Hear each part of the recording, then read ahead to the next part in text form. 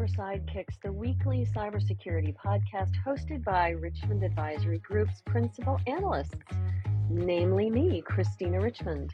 And me, Rory Duncan. This podcast is your go-to partner for understanding the cybersecurity market, industry trends, and the real-world challenges of protecting organizations today. Hello, Christina. Hello, Rory. How are you? I'm not too bad, thank you. I'm fine. It's a Scottish You're fine fine. today.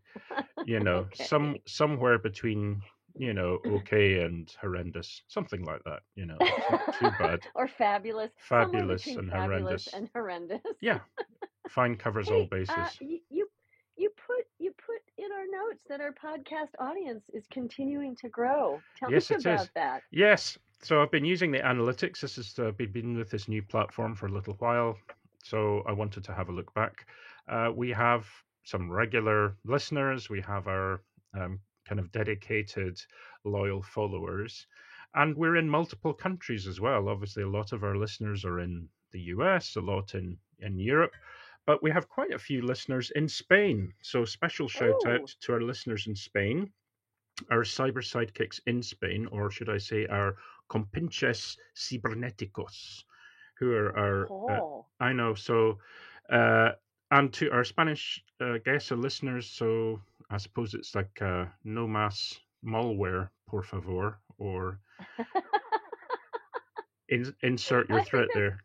Are we getting to the end of your Spanish? That's it. Yeah. That was it. Well, that was very good. Gracias. Thank you. Yes. I think the only other word I know is pantalones. I think that's the only other one. And we're not talking about pantalones today. No, we are not. Yeah, thank you so much for listening in. We really appreciate you. Yeah. But we are going to talk today about many things, and one of the things that we thought we'd mention again is our free monthly newsletter, Signal, Not Noise. Yeah. You can get your T-shirt next year at RSA, Signal on the front, not noise on the back. Yeah, for sure. And maybe even sooner than that. So we're investigating the various on-demand options that are available, of which there are many. So stay tuned. Good to know, Rory. Yes. Thank you. And then when you do subscribe, we will be able to send you a special 4-page extract from our recent AI security survey update, which is the one that we introduced to some of our clients at RSAC. And that 4-page extract looks at how prepared CISOs, C-suite, and senior IT practitioners are to face AI-powered attacks and what would help them prepare. So that went down very well. If you do subscribe, we'll happily send you a copy of that. Yeah, and then if you'd like a copy handed to you in person, you can get your very own 4-page AI security survey update from Rory, who will be at InfoSec Europe the 3rd to the 5th of June in London, right? Yeah, that's right. Looking forward to that. The AR and PR folk and others have been reaching out already, so it's turning into something that's going to be quite busy again, although on a smaller scale than something like RSAC. However, I do have beside me some slightly dog-eared, well-traveled copies of the 4-pager to hand out. So if you want to have a meeting, they'll be the global. Give you a copy. Yeah, they're the global copies. Exactly. They're the global copies that have been trotted around in a suitcase. Exactly. They're a San Francisco. Yeah, that's right. Well-traveled. They're a little bit folded at the corner and kind of a bit crushed and faded, but no, they're actually fine. They have more meaning. They're originals, and they have more meaning. That's right. Hey, and then later today, we get to chat with Alex Pinto from Verizon's DBIR, and I am so excited to chat with him because known him on and off through the years, and he and the team at Verizon are well known for doing the DBIR, the Data Breach Investigation Report. And, I think we'll talk about DBIR for sure, but I also really want to chat about sort of the state of threat intelligence and AI. Again, dun, dun, AI. Dun. Yeah. Dun, dun, dun. Well, I think it's all very timely, given we brought up a number of the different threat intelligence reports that have been published by a number of the big organizations in our industry. So the IBMs and also others So it's kind of all very timely. This time of year they tend to appear, and then of course one of our tasks is to then cross-reference that to see what common aspects that we can see, where are the common threats, what things are being highlighted, what is growing, what is more What's significant different? than last year. Yeah. Yeah, what's different, less significant, more significant, but also what's different across the reports. Not that we do a huge mind meld on all the reports, but depending on the sources that the report uses, the data will be different. Yeah. And depending on what their aim or goal is with the report, the data will be different. Depending on what you, the practitioner, needs to understand, whether it's Hmm. by industry or customer size or types of attacks, you're better off using particular sources. If you're going to go look at just email, you might want just an email provider, for example, that and look at their report. So Hmm. anyway, Yeah. we'll have an interesting chat with Alex, I'm sure. Yeah. Great. Look forward to that.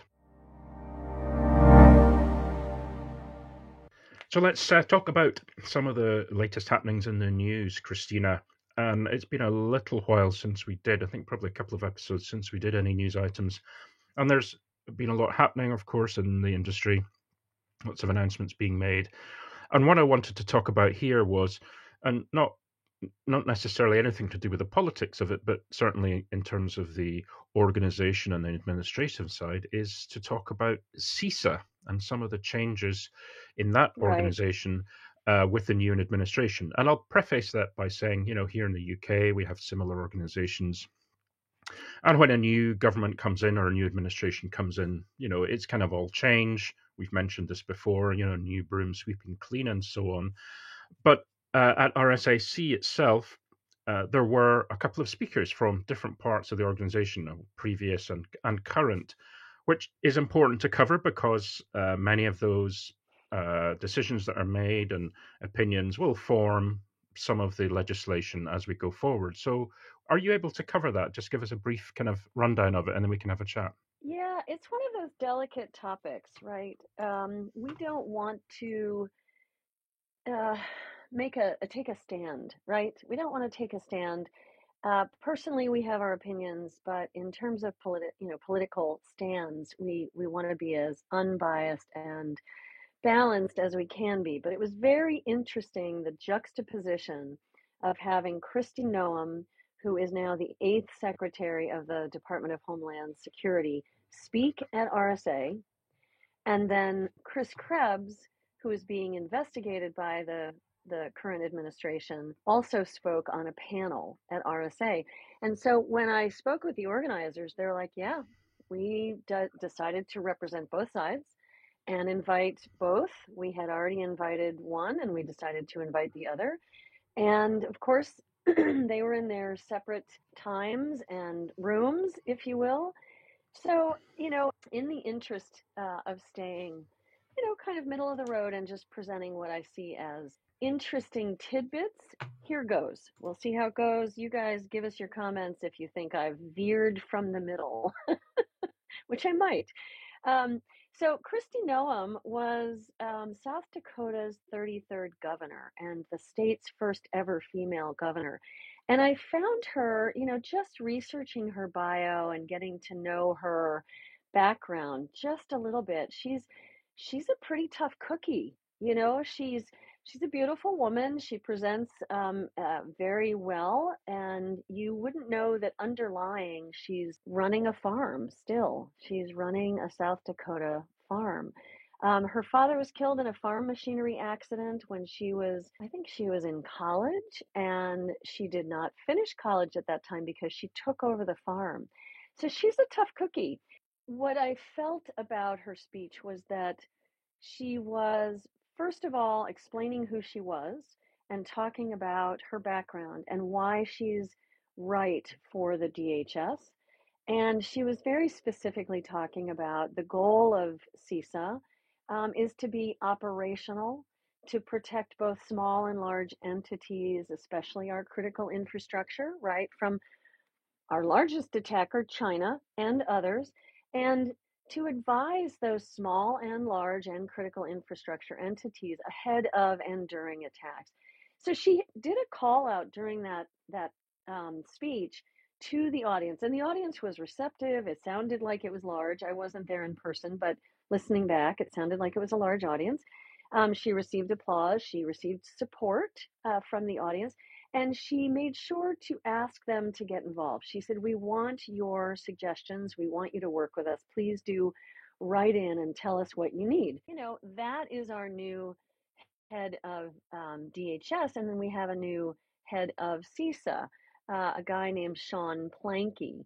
So he had served under Trump's first term as Principal Deputy Assistant Secretary for, here's another long set of words, Energy's Office of Security, Energy Security and Emergency Response, known as CESER, CESER, which leads the cyber preparedness in the energy sector. So he does come out of a cyber background.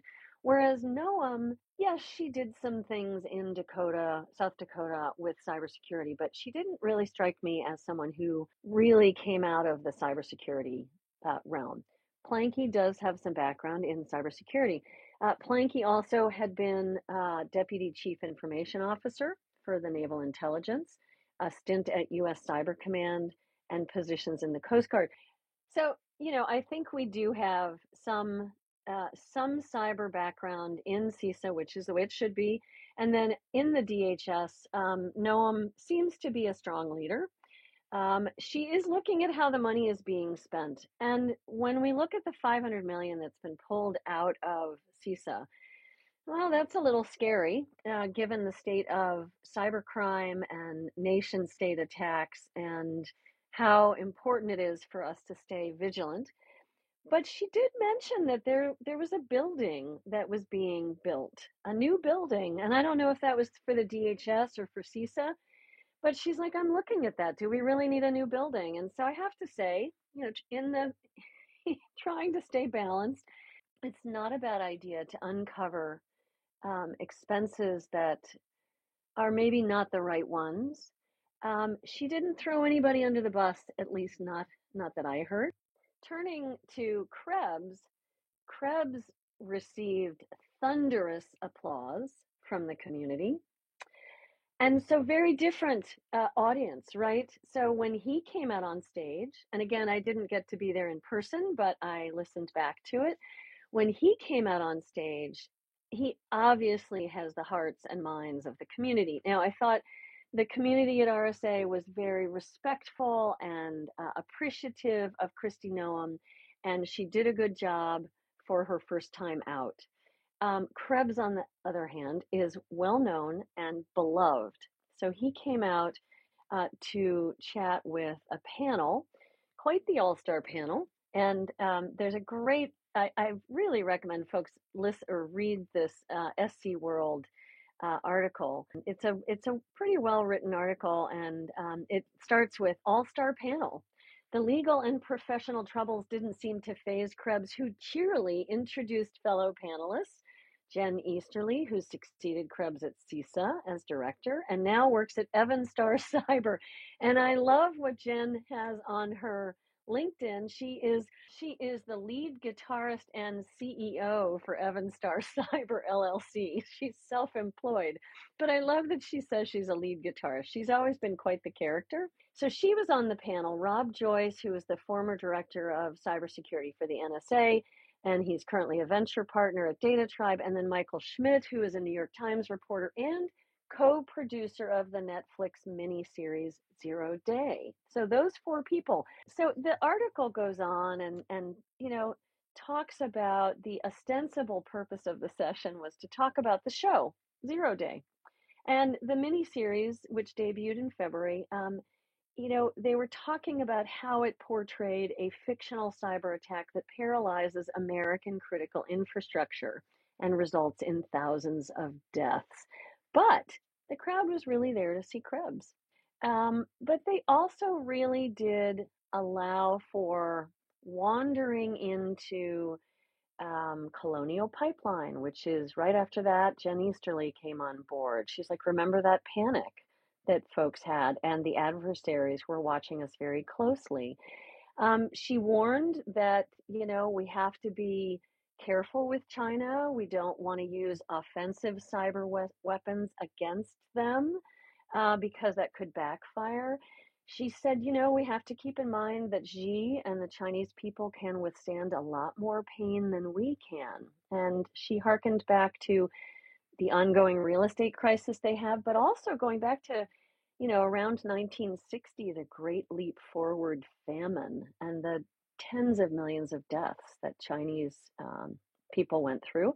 So, anyway, it's an interesting chat that they had. They also, brought up AI. It took about 23 minutes for them to get to AI. But at the end, they let Krebs say something very heartfelt, which was, I wasn't sure I was going to come, right? Because he is being investigated. But who knows? I don't want to go there too much. But he said, I made a promise. So I showed up. And he said, I am so thankful to all of the people in the room. And you have all been hugely supportive, not just of me, but the community. And the community right now is in distress. It's under attack and it's being picked at from all sides. He said cybersecurity is national security. Every one of you, I don't care if you're a sales rep, an engineer, whatever, you're on the front lines of modern warfare. So thank you for what you do on a daily basis. Please stay in the fight. Don't lose faith. There's various things we could talk about. The one I wanted to mention was it's a report from Security Week, but it's been covered elsewhere, which is that the EU has a cybersecurity agency called ENISA or ENISA. Perhaps they're certainly not as high profile as the US organizations. However, they exist.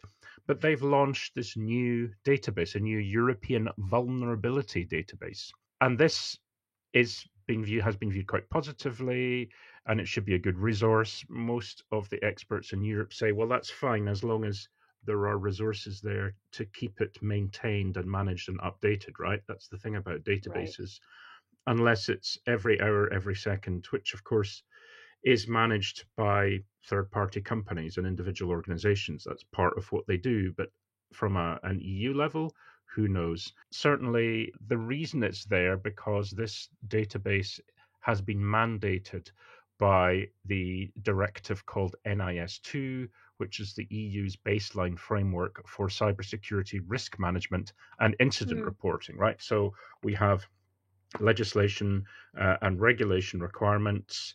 It means there's a directive. That directive says there has to be something that's maintained and updated. So for that reason alone, it had to be created. And as long as it can be updated, fine.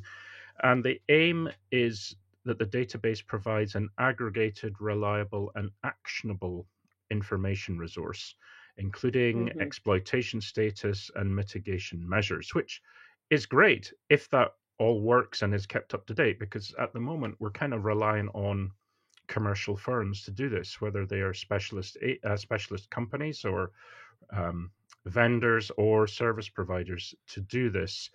The other interesting thing, and it'd be great to get your feedback on it, but the other interesting thing is that this is free. It's a free and accessible to anybody. So it includes information, and this comes down to the part of this aggregated part, right? It's information sourced from vendors, from incident response teams, other vulnerability databases, such as CISA's Known Exploited Vulnerabilities, or KEV catalog, and MITRE's CVE program. So that's interesting that here is another source potentially, or perhaps for many EU countries, it's maybe one of the few that they are able to access directly, especially if their budgets are less. So I thought that was really interesting. Here's another database. This is great. And it's free. That is also great. And it's free. Let's see what No, I think that's terrific. And I think having CISA's KEV catalog and the MITRE CVE program, which we discussed this a few months ago, was in jeopardy of losing funding, but money came through in the waning moments. More data is good. Coordinated, contextualized data across multiple sources is good. I would love over time to see a much a more coordinated effort across global sources.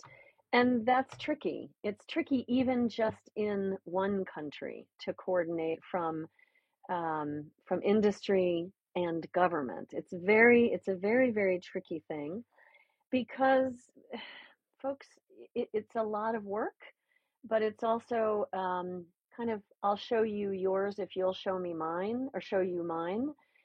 So it's a challenge to, I don't know where I'm going with this. I'm going to start again. I'd love to see a more coordinated global effort with databases like these. I don't think we will in the short term because it is a very difficult thing to do. But I also think it is a very valid set of capabilities that Europe has created with this EUVD. That's kind of a terrible acronym. Yeah, it's horrible. but Please. that's what it is. I mean, Yeah. couldn't they have come up with a nicer name? But yeah, European Vulnerability Database, or EUVD. And so, yeah, ENISA is now tasked with managing it effectively. But of course, they were, to your point, they were a CVE numbering authority, a CNA, since 2024. So, they're getting the capabilities, the strengths to be able to do this. And over time, perhaps we'll see them coordinate more with other nations as well. Yeah. So good on them. So this week's special guest is Alex Pinto, Associate Director of Threat Intelligence at Verizon. Hi, Alex. Thanks for being on the show. Hi, thanks for having me, Rory. Great. We're so excited to have you on, Alex. And, Rory, Alex is one of the authors and leads the Verizon DBIR team. So it's really cool that we get to talk about the DBIR, but also the state of threat intelligence and these threat reports. So, Alex, am I right? You've been at Verizon since, how do you pronounce it? Your ML network detection company, NIDL or NIDO? NIDL, yeah. It was a pun on needle in the haystack. We thought we were very clever at the time. Very good. I actually love that. That is really clever. So since 2018, 17 years you've been at Verizon? No, that will be 7. Please, I'm not that old. So, yeah. I didn't do the math right. Well, that's funny. I really have only had 1 cup of coffee. Fair. Yeah. Yeah, it's very early in the morning, listeners, for Christina, so she has an excuse. If I do that, I don't have any excuse, but for Christina, we'll let you off with that. Yeah, it's actually 10 after 9. I should be more awake now. Anywho, so Alex, you and I have talked about the DBIR. We've talked about threat intelligence in the past. I know when I was at IDC, we would have the official meetings, the official briefings. And we're both security tinkerers, so we get to chat there as well. But I thought we could take this in kind of a different direction and have fun with it. I've been studying threat intelligence for 20 years. You've been in the space for at least that long. And it seems to me that a lot has changed. And there's certainly many more threat reports out there now than there used to be. And I think it's hard for readers to parse where the sources are coming from, what the focus is by a particular company, why one is the gold standard. DBIR is certainly the most quoted, the gold standard. But why is that? And where are we with threat intelligence? What thoughts do you have on that? So first of all, it's one of those things like, what is threat intelligence? And then we could spend the whole time that we have allotted for something like that. Right. I think the kind of the no, we're gonna skip right through that. I just made that as a throwaway. But so I think the thing about the DBIR and the reason why it is people keep going back to it, right, and they use it as a reference point, is because we either have the curse or the privilege to have over the years been able to gain the trust and be able to work with now almost 100 different data contributors. And what that means, and that's what's the big differentiator for the DBIR? Why should people care about it? It's because this is not Verizon's data, or I should say, this is not exclusively Verizon's data. This is data that we actively try to work with the industry leaders of absolutely every aspect of information security you might imagine, and work with law enforcement, work with governments all around the world to try to get their perspective and their information. And then somehow it's always a miracle every year to weave it all into something that makes sense, something that is a narrative, right? Well, So that's the we magic pixie dust, Alex. That's the waving your magic wand over. I mean, to yeah, take 22,000, I think, is what the report said, 22,000 yeah, that's security correct. incidents and 139 countries. And then how do you distill that down into the takeaways? What do you do? What is the magic wand? So there's a couple of the biggest leverage point that we have there is the fact that for the past 15 years, Verizon created and has been using a framework that we call the Verus framework. And it's a way to break down the activity on a breach into its kind of core components, as in, okay, who did it? What did they do? Right? What were the targets of their activity and what was the outcome of what they did? So it becomes possible to break down even a complex breach in its component parts, and this all becomes part of a larger database where all the breach data goes in. So I'd say almost half of the work that we do every year comes into working with the partners and making sure that we can get their data into this specific format. And the way that this framework is put together, it's a hierarchical framework. So for instance, you can know for sure, oh, that company was affected by a malware attack, but you might not be sure what the type of malware is. So you can tag it as a malware, right? And say, well, I don't really know what the specifics are, but it's a malware. So that will, in our charts, in our statistical analysis, it will tally up for malware, right? But if you're looking for the more specific stuff, oh, this was a malware, but this was an info stealer, or oh, this was ransomware.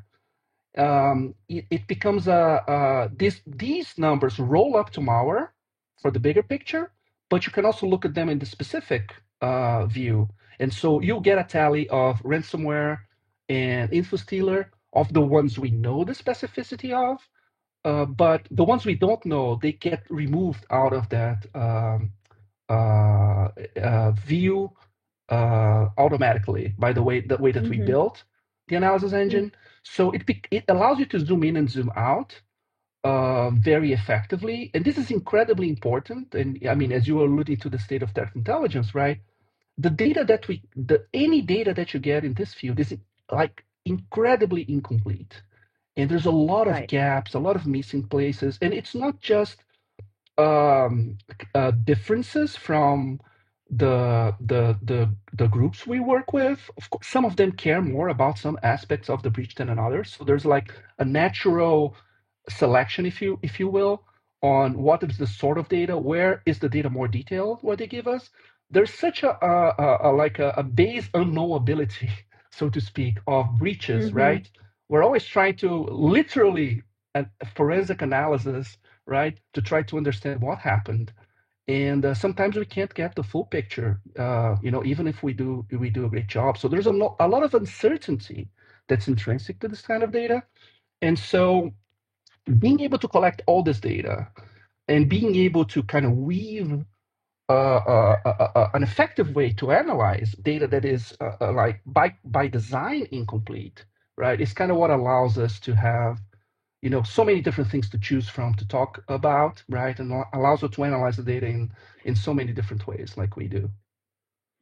So some of the secret sauce is the Verus framework that you were talking about. And I remember over the years getting some good deep dive discussions on Verus. And it is pretty impressive how you're able to parse the data, bring it in, ingest it, dedupe it, normalize it, contextualize it, right? And that's some of the largest work that has to be done. I think one of the things that's challenging today is there are so many reports, right, as we said, and they have different takeaways. I think the brilliance of your data is that it is so broad and it is global, and it is in partnership with all varieties of companies and law enforcement, as you said. But there are other large companies. And so, one of the things when I was on the Verizon webinar, I was asking, well, why is it that another report has said ransomware is on the decline, and the DBIR is saying ransomware is on the, it's increasing. And I said, could it be the difference in SMB focused data versus enterprise? Because the other threat report that we've been talking about recently is the IBM threat report, which is very high end enterprise. And it's mostly through their own data. They do bring in OSINT, they do bring in some other sources. But and I'm not calling this out to say one is better than the other. They're both brilliant. I think CrowdStrike and Arctic Wolf and everybody has their perspective, which is so useful. I think the question, Alex, is what do Jane and Joe, normal analysts, make of it? How do they use it? How should they think about it when they're looking at each of these different reports? Yeah, I think that's an excellent question because in a way you already answered kind of the core of what you're asking, in the sense that those are all different perspectives. And like I said before, each company will specialize in some sort of specific view, some sort of specific segment, some sort of specific way that you analyze the data, right? So, I mean, it's very likely that, like you said, the IBM report will skew towards enterprise, right? And we'll be able to give them a view that is more appropriate to that. So I think that you're asking the question in reverse, to be honest with you. Which, Probably. but I'll explain. I'll explain. Right. The truth, at least the way that I see it, is okay. What do you want to know? What is the kind of information you're looking for? And so, depending on what it is, there are threat intelligence products that are way more appropriate for that than maybe even the DBIR, right? So let me give you an example, very narrow example, right? We started working with Mimecast this past year. Just an example. So we worked a lot with a company they acquired, which was called Elevate Security, of like behavioral engineering for security training. And they got acquired by Mimecast. And so now we're working with Mimecast a lot. They contributed some specific data points for us, which again, we leverage throughout the report as, we need to give some additional detail. We need to do a little bit of a deep dive on this topic we're talking about. So their data looks like a good take to pair, so to speak, almost like a wine pairing, with what we're talking here specifically about the instance, right? But if you want to learn about the state of email security and all the specific details and all the ins and outs and all, the nitty gritty, yeah, please go read their reports, because that's what they do, right? It's going to be very focused and very narrow. But is this what you need? Do you know what I mean? I love the wine pairing. So what is the meal that you're serving? Is it inclusive of email specifically? Do you want to know about email phishing? What is the meal that you're serving? And then think about the type of threat intelligence wine that you want to bring to that party. I love it. It was a great answer. And I loved that you said, we're asking the question backwards. And, that's sometimes the challenge of an analyst is you go too far out in one direction, right? And then you need to reel it back in. So that was great. Thank you for that. I guess the next thing that I'm curious about is no, I made her mad. No, I'm not really. I'm not mad. I'm joking. I'm excited. You are. I know you are. I'm excited. And what? But yeah, now I'm going to give you a tough question. Dun dun dun. No, I'm curious where we think threat intelligence is going. And this is harking back to when you first joined the call, and Rory and I were joking around about some AI agentic study. But truly, where do we think AI can be useful? I have my thoughts. I could throw out my answer, but I want to hear from you. Where is AI really helpful in threat intelligence, and where does it hallucinate potentially? Well, let me start the answer by saying that I'm probably not the best person to ask this question because And that's fine. I'm a very hardened skeptic of generative AI in general. Having working many years with machine learning, like you just mentioned, right?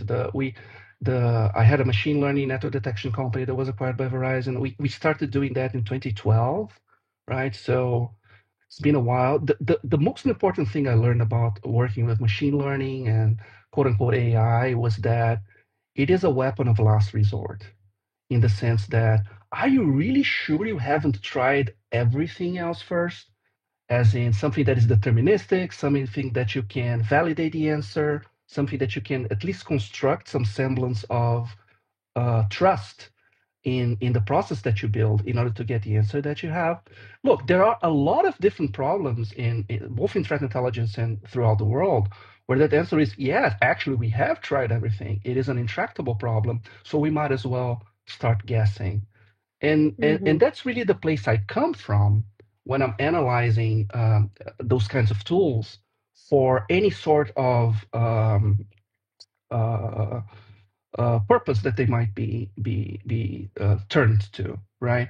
So so in one hand, right, asking your favorite chatbot to create you a limerick about threat intelligence is infinitely amusing, right? And there's no right answer, which is great. So anything comes out, you can like it on this or dislike it on its merits, right?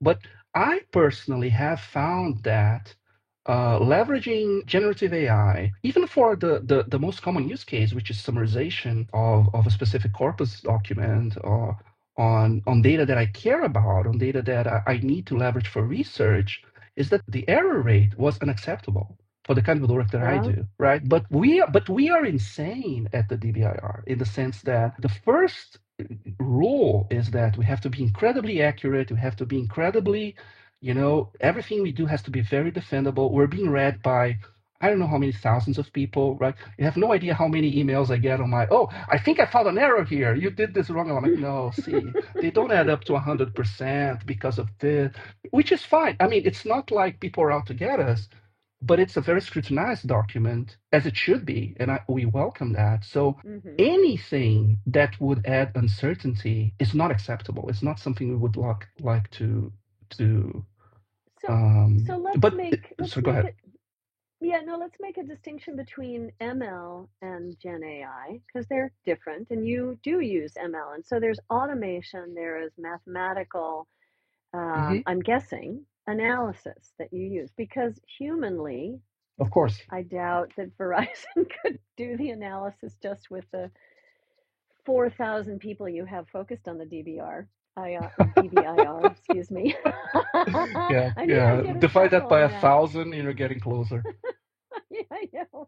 No, so let's talk a little bit then about, because, when I say AI, I'm old enough now to know that it started, back in the 50s, and it has, we've gained greater capabilities in ML and neural language programming and Bayesian theory and on and on and on.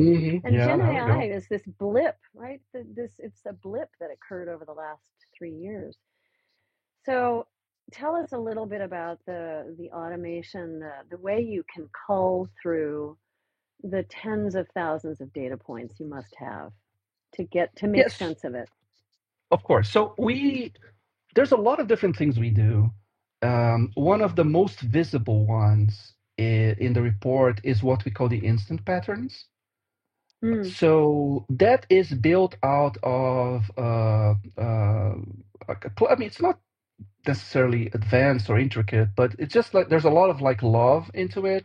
A clustering methodology that we developed based on the Verse framework, because again, the Verse framework has a lot of teeny tiny ways you can break the data down, but it just becomes a mouthful. Yeah, so those threats where you have an external actor and they leverage are hacking or malicious or malware action, and the asset they targeted is a so just like I've just wasted a bunch of your time. The if then Yeah, questions that you're trying to get the correct. answers to. Yeah. And so no, but by clustering, understanding what the patterns are in the data, we could tell, oh, there is a very big cluster here we can find every single year, which we then called system intrusion.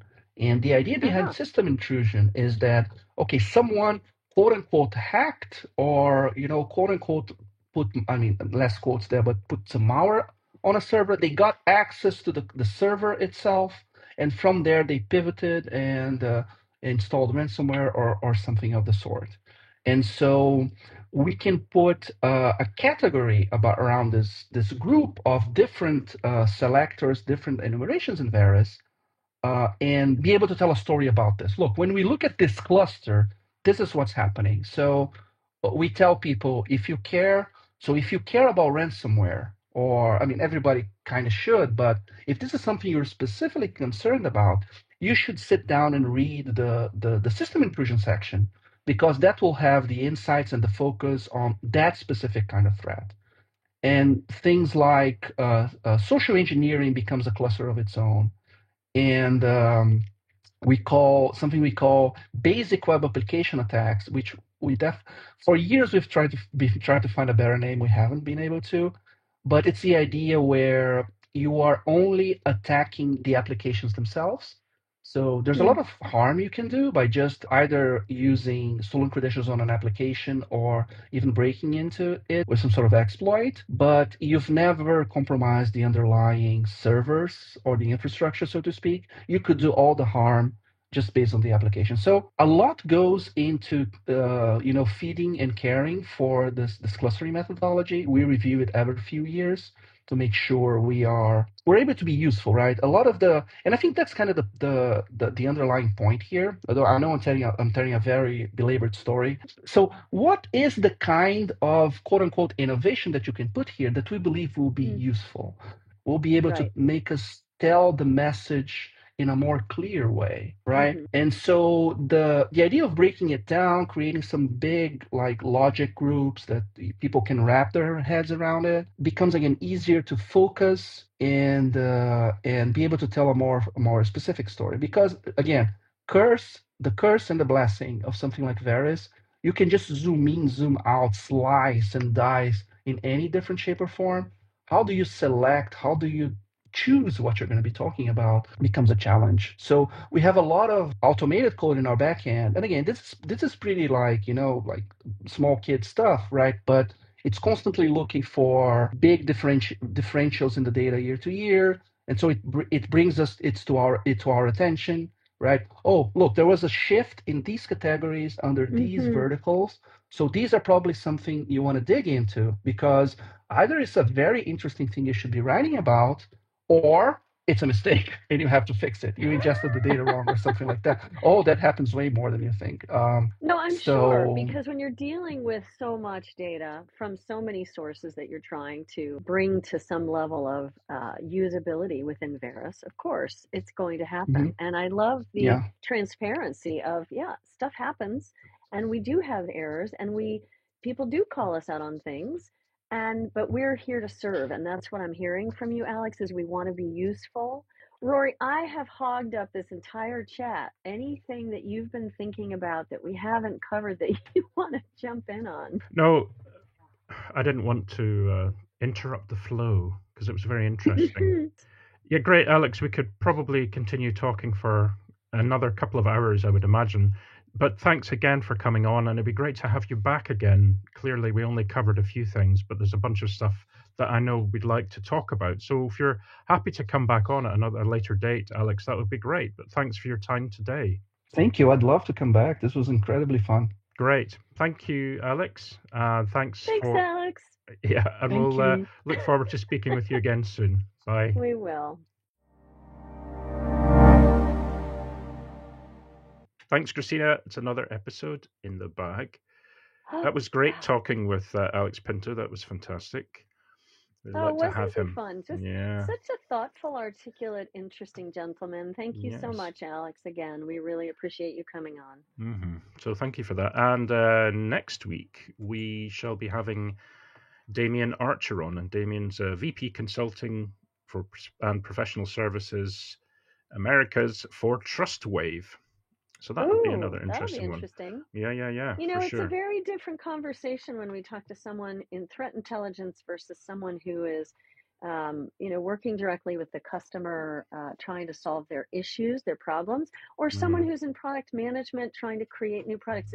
They're very interesting and different discussions. So I like that. Great. Okay.